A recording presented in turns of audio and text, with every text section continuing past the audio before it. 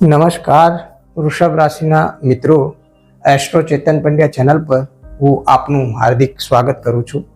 રાહુનું ગોચર 18 મે 2025થી તમારી રાશિમાં ચાલુ છે ત્યારે, અને આ ગોચર 5 ડિસેમ્બર 2026 સુધી કુંભ રાશિમાં રાહુદેવ બિરાજમાન રહેવાના છે અને કેતુ સિંહ રાશિમાં રહેવાના છે.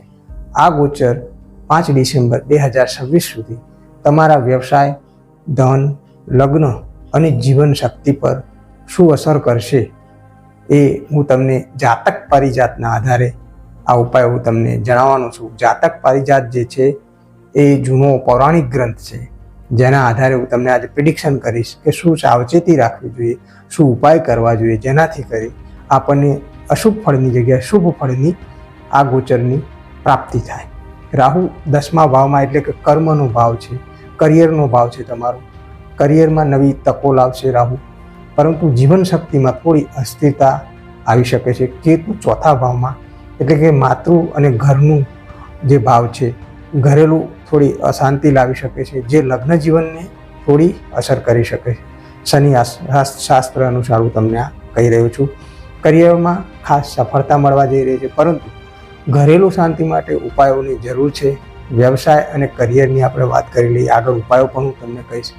વ્યવસાય જે છે, નવા પ્રોજેક્ટ, ખાસ કરીને ટેકનોલોજી, મેન્યુફેક્ચરિંગ કે રિયલ એસ્ટેટમાં સફળતા માટેના ખાસ તમને ઉપાયો પણ જણાવીશ, કારણ કે વ્યવસાયની અંદર સફળતા નવા પ્રોજેક્ટમાં ખાસ મળવા જઈ રહી છે આ ગોચરથી. કરિયરમાં પ્રમોશન અને નવી જવાબદારીઓ મળશે, પરંતુ વર્ક લાઈફ બેલેન્સ રાખવું ખૂબ જ જરૂર છે. પર્સનલ અને પ્રોફેશનલ સંબંધોને મિક્સઅપ ના કરશો. બંને કામોને અલગ અલગ જગ્યાએ રાખો અને 100% જે તે કામમાં જે તે સમયે કોન્સન્ટ્રેટ કરવું ખૂબ જરૂરી છે. ધનની આર્થિક વૃદ્ધિ થવાની છે. ધનની બાબતમાં બહુ જ સારું ગોચર છે, પરંતુ ખર્ચમાં પણ સાથે સાથે ફિજૂલ ખર્ચ થઈ શકે છે. તો ખર્ચમાં વધારો ના થાય એની પણ જાણકારી રાખવી જરૂરી છે. ફળ દીપિકાની આધારે મેં તમને આ વાત કહી છે. બજેટ બનાવીને રાખો. બજેટની અંદર કોઈ પણ બનાવતી વખતે ભૂલ ના થાય. બજેટ પહેલેથી તૈયાર હોવું જોઈએ કે ક્યાં કેટલો ખર્ચ થવાનું છે. રોકાણમાં જોખમ ઓછું લેવાનું છે, ખાસ કરીને સ્પેક્યુલેટિવ રોકાણમાં. બરાબર છે, શેર બજાર છે, આ છે, તે છે, એનાથી થોડા દૂર રહેવાની જરૂર છે. તમારે પાર્ટનર સાથે ભાવનાત્મક દૂરી રહી શકે છે. ભાવનાઓથી થોડું કનેક્શન ઓછું, ઇમોશન થોડું ઓછું રહેશે સંબંધોમાં. પ્રેક્ટિકલ વધારે જોવા મળી રહ્યો છો આ મહિનાઓમાં. શુક્ર શાસ્ત્ર અનુસાર હું તમને આ વાત કરી રહ્યો છું. ખુલ્લી વાતચીત કરો, ખુલ્લા મનથી વાતચીત કરો. વાતચીતની અંદર થોડું ધ્યાન રાખવું જોઈએ. ક્યારે કોઈ વાતચીતને અંદર ના રહેવા દેશો, ખુલીને વાત કરો. જે પણ કોઈ પ્રોબ્લેમ હોય, નવા સંબંધોની શરૂઆત થઈ શકે છે. ઘણા ટાઈમથી ઘણા સંબંધો અટકાયેલા હતા તો મેન્ટેન થશે, પરંતુ સાવધાનીથી આ કાર્ય કરવાની જરૂર છે. રોમાન્ટિક ઉર્જાની વાત કરું તો કામમાં ખાસ તણાવ થોડો રહેશે. રોમાન્સ ફિક્કો થઈ શકે છે, કારણ કે પ્રેક્ટિકલ બનશું તો રોમાન્સમાં થોડી અસર આવશે, પરંતુ કામનો તણાવ છે. કામને વ્યવસ્થિત આયોજનથી કરશો, સ્ટેપ બાય સ્ટેપ કરશો, ગોલ બનાવીને કરશો તો જલ્દી સફળતા મળશે. જીવનનો જોમ, કરિયરની સફળતા તમને નવી ઉર્જા આપશે, કારણ કે કરિયરમાં સફળતા માણસને સેલ્ફ મોટિવેટ કરતી હોય છે, પરંતુ ઘરેલું તણાવ જે છે એનાથી બચવાની જરૂર છે. કારણ કે રાહુની જે દ્રષ્ટિ છે એ 4થા ભાવ ઉપર એટલે કે માતૃના અને ઘરેલું ભાવ ઉપર અશાંતિ અને માતા સાથે ખાસ તણાવ લાવી શકે છે. અને 6થો ભાવ જે છે રોગ, ઋણ, શત્રુઓનો મિત્રો, એના ઉપર તો વિજય અપાવશે, પણ આરોગ્યની અંદર તમારે લાંબા ટાઈમથી જે નાના મોટા પ્રોબ્લેમ્સ હતા એમાં પણ સુધારો દેખાઈ રહ્યો છે. 8મો ભાવ રહસ્યનો જે છે, ગુપ્ત વિદ્યાઓનો છે, એમાં ગુપ્ત જ્ઞાન અને આરોગ્યને થોડું જોખમ રહેલું છે. શુભતા અને અશુભતાનું પ્રમાણ શુભ 40% છે, સફળતા મળી શકે છે. 60 અશુભ છે, એટલે કે ઘર અશાંતિને લઈને, કારણ કે ઘરમાં વ્યક્તિ વધારે કલાક રહેતો હોય છે, બહાર 8 કલાક તો ઘરમાં 16 કલાક વ્યક્તિ રહેતો હોય છે.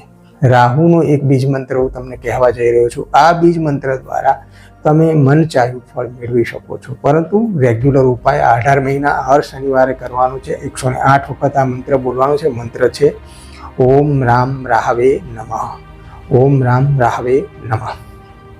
આ મંત્ર શનિવારે 108 વખત બેસી અને મેડિટેશન સાથે બોલવાનો છે. બીજો એક મંત્ર જે છે તણાવ માટે, કુટુંબમાં ના આવે એના માટે, ઓમ શ્રામ શ્રીમ શ્રોમ સહ ચંદ્રમસે નમઃ. આ ચંદ્રનો મંત્ર છે. એ સિવાય ઓમ સોમ સોમાય નમઃ 108 વાર સોમવારે તમે આ મંત્રનો જાપ કરી અને ભાવનાત્મક સંતુલન લાવી શકો છો પરિવાર સાથે. ચંદ્ર એટલે કે સોમવારના દિવસે તમે દૂધનું દાન કરી શકો છો. ચંદ્રશાસ્ત્રના અનુસાર હું તમને આ ઉપાય કહેવા જઈ રહ્યો છું. શિવલિંગ પર જળ ચડાવો. શિવ પુરાણની અંદર આ ઉપાય રાહુને શાંત કરવા માટે પણ લખેલો છે. કાળા તલનું ખાસ દાન કરો શનિવારે.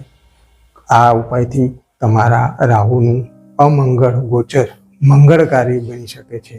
આ ગોચર તમારા કરિયરને નવી ઊંચાઈઓ આપી શકે છે.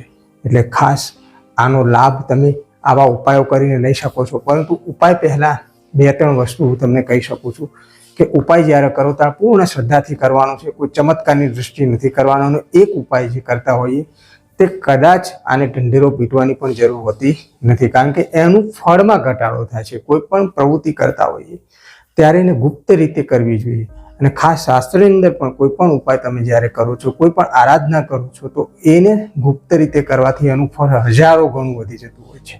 અને ટાઈમિંગનું પણ મહત્વ હોય છે. જેટલા પણ ઉપાય કરો છો એ તમે શુભ મુહૂર્તમાં, શુભ સમયમાં, એટલે કે શુભ કાળ જે 6 વાગ્યા પહેલાં સવારે અને સાંજની વાત કરીએ તો સંધ્યા ટાણે તમે અમુક ઉપાય કરો છો તો એનું હજારો ગણું ફળ મળી જતું હોય છે. તો એના માટે આટલી કાળજી રાખો અને આ ઉપાયમાં આગળ વધો. આજ માટે બસ આટલું. બીજા આવા વિડીયો સાથે હું તમને ફરીથી મળીશ. ત્યાં સુધી મને આપો રજા. જય ગુરુદેવ.